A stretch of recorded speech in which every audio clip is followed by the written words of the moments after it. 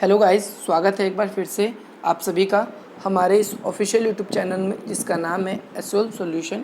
और मैं चंदन कुमार हाजिर हूँ आप सभी के सामने अपने एक और नई वीडियो के साथ।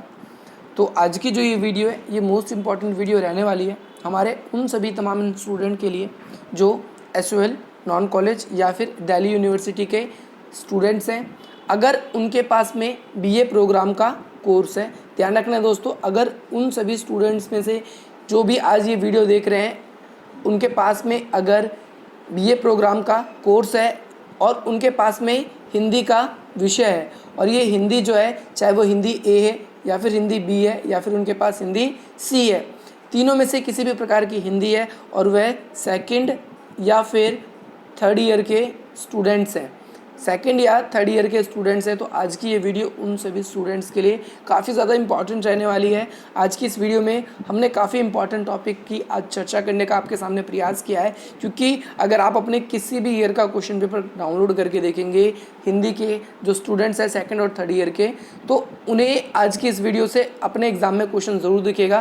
क्योंकि मैं अपनी प्रीवियस एक वीडियो में हिंदी की वीडियो में आपको बता चुका हूँ कि भारत के अंदर जो हिंदी भाषा है उसकी कुछ बोलियां बोली जाती है, जैसे पश्चिम में अलग प्रकार की बोली बोली जाती है, पूर्व में अलग प्रकार की बोली बोली जाती है, राजस्थान में अलग प्रकार की बोली, पहाड़ी इलाकों में अलग प्रकार की बोली और बिहार के इलाकों में अलग प्रकार की बोली बोली जाती है। तो इनकी बोलियों में से एक आपके एग्ज़ाम में ज़रूर पूछा जा सकता है। जैसा कि मैंने आपको जब खड़ी बोली पढ़ाया था तो आपको बताया था और खड़ी बोली अब तक मैंने आपको करवा दी है। अगर आपने अभी तक खड़ी बोली की वीडियो नहीं देखी है तो उसका लिंक आपको डिस्क्रिप्शन बॉक्स में मिल जाएगा, आप वहां से उस लिंक के थ्रू जाकर डायरेक्टली उस वीडियो को देख सकते हैं। साथ ही साथ जिन्होंने उस वीडियो को नहीं देखा है वो डायरेक्टली इस वीडियो को देख रहे हैं, तो मैं उन सभी स्टूडेंट्स के लिए बता दूं कि आपको ये बात ध्यान रखनी है कि हिंदी भाषा की जितनी भी बोलियां हैं, कितनी बोलियां, पहली बात तो आपको ध्यान रखना है हिंदी भाषा में 17 बोलियां हैं, उन्हें 5 भागों में विभाजित किया गया है। कितने भागों में? 5 भागों में,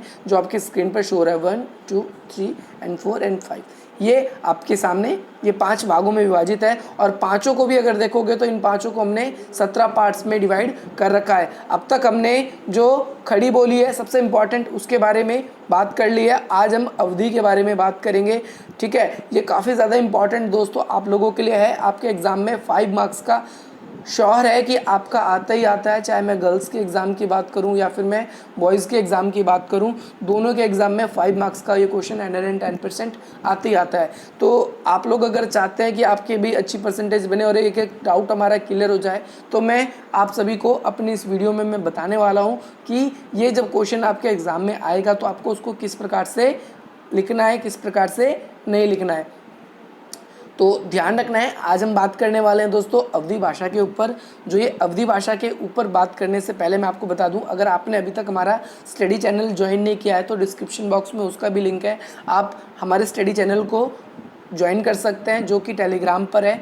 वहाँ पर 200 से अधिक लोग जुड़ चुके हैं हमसे और अब तक अगर आपने नहीं ज्वाइन किया तो ज्वाइन कर लीजिए, क्योंकि मैं 200 लोगों को जोड़ सकता था, उसकी टर्म एंड कंडीशन थी, और लोगों को मैं नहीं ऐड कर सकता।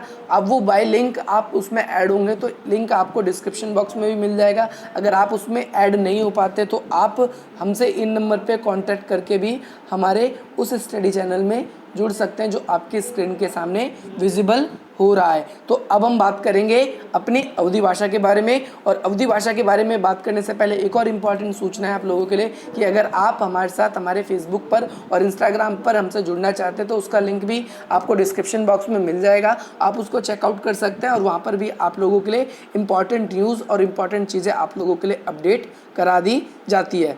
तो अब हम बात करते हैं अपनी अवधि भाषा के लिए। तो अवधि भाषा ध्यान रखना है ये किस क्षेत्र में बोली जाती है। पहली बात तो पूर्वी भारत में बोली जाती है। अगर आप भारत को देखोगे तो भारत के ऐसे 4 पार्ट्स करेंगे, इधर जम्मू कश्मीर, इधर केरल तमिलनाडु, इधर बंगाल असम वगैरह, और इस तरफ आपका गुजरात और महाराष्ट्र। तो ये कुछ प्रदेश हैं, तो इसमें से पूर्व के क्षेत्र में इन क्षेत्रों में ये बोली जाती है। अवधि भाषा किन क्षेत्रों में बोली जाती है? ये पूर्व के क्षेत्रों में बोली जाती है। और ये जो अवधि भाषा इसका नाम है ये 2 रीजनों से पड़ा है, पहला अयोध्या के औध शब्द से और दूसरा है अवध शब्द से।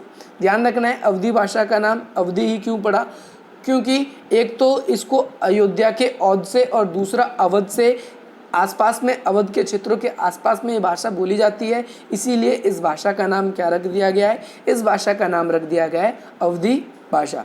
अब हम बात ये करेंगे कि अवधी भाषा जो है उसे किस किस नामों से जाना जाता है। तो ध्यान रखना है आपको, अवधी भाषा को हम कौशली भाषा भी कहते हैं। अगर पेपर में आ जाए आपके लिखा हुआ कि भाई कौशली भाषा का वर्णन करें, तो आप कंफ्यूज नहीं होंगे, आप समझ जाएंगे कि भाई ये मेरे से किस भाषा के बारे में पूछ रहा है, ये मेरे से अवधी भाषा के बारे में ही पूछ रहा है। तो आप सबसे पहले कि जो कोई भी भाषा आपसे पूछता है, चाहे खड़ी बोली के बारे में भी पूछता है, ब्रिज भाषा के बारे में पूछता है, या फिर आपसे अवधी भाषा के बारे में पूछता है, तो आपको सर्वप्रथम तो यही चीज़ लिखनी है कि भाई इस शब्द की उत्पत्ति कहाँ से हुई। तो जैसा कि हमने आपको बता दिया कि भैया एक तो अवध से और दूसरा अयोध्या के औध से।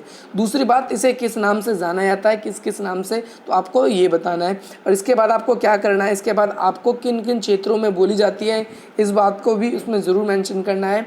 अवधी भाषा जो है आपकी लखीमपुर, गोंडा, लखनऊ, फैजाबाद, सुल्तान, ये ऐसे जगह हैं जो अवध के, यानी जो अवध प्रदेश है उसमें ही आते हैं। ये उन क्षेत्रों में बोली जाती है। लेकिन अवध के अलावा अगर आप देखोगे तो बहुत से क्षेत्र हैं, जैसे फतेहपुर, इलाहाबाद, जिसे अब हम प्रयागराज भी कहते हैं, और इसके बाद आपका मिर्ज़ापुर, इन इलाकों में भी ये अवधी भाषा बोली जाती है। आई होप आपको क्लियर हो गया होगा। नाम है, ये नाम सारे सुने हुए होंगे, तो आपको ये नाम डायरेक्टली याद करना है। इसके बाद आपको ये बताना पड़ेगा इसके अंदर कि जो अवधी भाषा है उसकी क्या क्या ध्वनि है और उसके क्या क्या व्याकरण है। तो इसकी ध्वनि और व्याकरण के बारे में मैं बता दूं तो सबसे पहले इसकी ध्वनि जो है, 3 प्रकार के शाह होते हैं आपके, ठीक है। एक, अगर मैं दिल्ली वाली लैंग्वेज में कहूँ तो एक आप सब्जी वाला या सपेरा वाला सा समझ सकते हैं, एक आप सलगम वाला समझ सकते हैं, और एक आप क्या समझ सकते हैं, षटकोण वाला समझ सकते हैं। तो ये 3 प्रकार के जो सा होते हैं अवधी भाषा में, ये सिर्फ एक ही प्रकार के सब्जी वाला सा या सपेरा वाला सा इसमें ही विभाजित किए जाते हैं। तीनों प्रकार के शाह को यूज़ नहीं किया जाता इस भाषा के अंदर। सबसे पहली बात इंपॉर्टेंट आपको ये ध्यान रखनी है। दूसरी बात, इसके अंदर अवधी भाषा के अंदर जो ऋषि होता है उसको री लिखा जाता है। क्या लिखा जाता है? रा पे छोटी ई की मात्रा री लिखा जाता है। अच्छा, किसको लिखा जाता है रा पे छोटी ई की मात्रा? ये आपका ऋषि इसको लिखते हैं। अगर आप ऋषि लिखते हो जैसे इस प्रकार से, तो आप क्या लिखते हो उसको? ऋषि। क्योंकि देखो दोस्तों, मैंने आपको बताया जो ये षटकोण वाला शाह है इसकी जगह पर भी यही शाह होगा, और अगर सब्जी वाला शाह होगा तो इसके जगह पर भी यही शाह होगा। तो ऋषि के जगह पर आपको क्या प्रयोग करना है? यहाँ पर ऋषि शब्द का प्रयोग करना है। इसके बाद आगे हम बढ़ते हैं अवधी भाषा के अंदर और क्या कुछ इंपॉर्टेंट लिखना है। इसके बाद आपको ध्यान रखना है जो या शब्द है वो या का उच्चारण नहीं होता, इसमें उच्चारण होता है आपका आ का। जैसे आप अगर शियार बोलते हो तो सियार की जगह पर आप क्या बोलते हो? सियार। इसके अलावा आप ग्वाल बोलते हो तो ग्वाल की जगह पर ग्वाल बोल देते हो। ये अवधी भाषा के कुछ मूल शब्द हैंगे। इसके अलावा अगर आप देखोगे क्रिया विशेषण इसकी क्या क्या है? क्रिया विशेषण, क्योंकि देखो दोस्तों 5 नंबर में आता है, तो आपको जो मैं चीज़ें बता रहा हूँ ये पूरी की पूरी छाँट के मैंने आप लोगों के लिए लेकर आया हूँ। अगर आप इसको लिख लेते हो आपको पूरे 5 आउट ऑफ 5 आपको मार्क्स मिल जाएंगे, आपको कोई भी ऐसी समस्या नहीं होगी। इसके अंदर क्रिया विशेषण क्या है? जैसे यहाँ लिखा है तो यहाँ को यहाँ बोलते हैं, यहाँ को यहाँ बोलते हैं, वहाँ को उहाँ बोलते हैं, इधर को ऐसी बोलते हैं, उधर को ओ की बोलते हैं। तो ये कुछ शब्द हैं जो इसके अंदर क्रिया विशेषण के अंदर आते हैं। और इसके अलावा आप जो अवध भाषा के प्रमुख कवि भी लिख दोगे, जैसे कौन कौन से आप इसमें लिख दोगे? मालिक मोहम्मद जायसी, तुलसीदास, मोहम्मद नूर और मुल्ला दाऊद, ये 4 लेखकों का भी नाम लिख देंगे तो ये पूरे 5 नंबर का आपका ये पूरा कंप्लीट हो चुका है। आपको इसको इस तरीके से लिख देना है। इसके अलावा दोस्तों आपको इस पूरी की पूरी वीडियो में आपको कहाँ फोकस करना है आपको मैं एक बार फिर से रिपीट कर देता हूँ, ताकि अगर जिन स्टूडेंट्स को अगर कोई डाउट भी रह गया था तो वो डाउट एक बार में ही वो दोबारा से उनका क्लियर हो जाए। तो दोस्तों आपको सबसे पहले जब आप किसी भी एक बोली के बारे में लिख रहे हो, इवन चाहे आप खड़ी बोली के बारे में लिख रहे हो, तो आपको सबसे पहला फोकस करना है कि भैया इसके शब्द की उत्पत्ति कैसे हुई है और इसे किन किन नामों से जाना जाता है, आपको जैसे इसके अंदर बताया गया। इसके बाद फिर आपको ये ध्यान रखना, एक मेजर पॉइंट आप लोगों के लिए ये होगा कि भैया किन प्रदेशों में बोली जाती है। ठीक है, जैसे इसमें मैंने आपको बताया था लखीमपुर खीरी।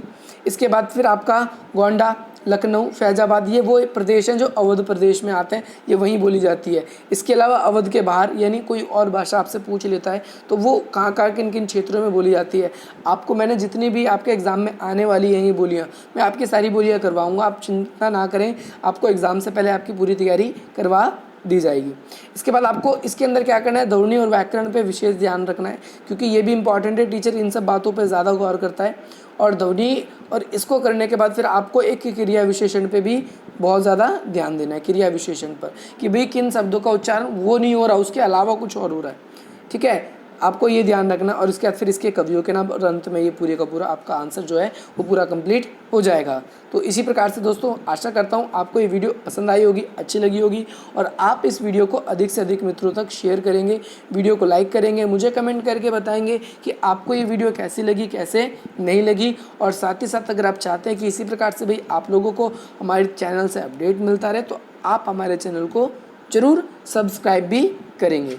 ठीक है दोस्तों, तो मिलते हैं हम आपसे अपनी अगली वीडियो में, जो आप लोगों के लिए एग्ज़ाम के लिए काफ़ी ज़्यादा हेल्पफुल, आप लोगों के लिए काफ़ी ज़्यादा फ़ायदेमंद, और आप सभी को एग्ज़ाम में काफ़ी ज़्यादा हेल्प करने की कोशिश करेगी।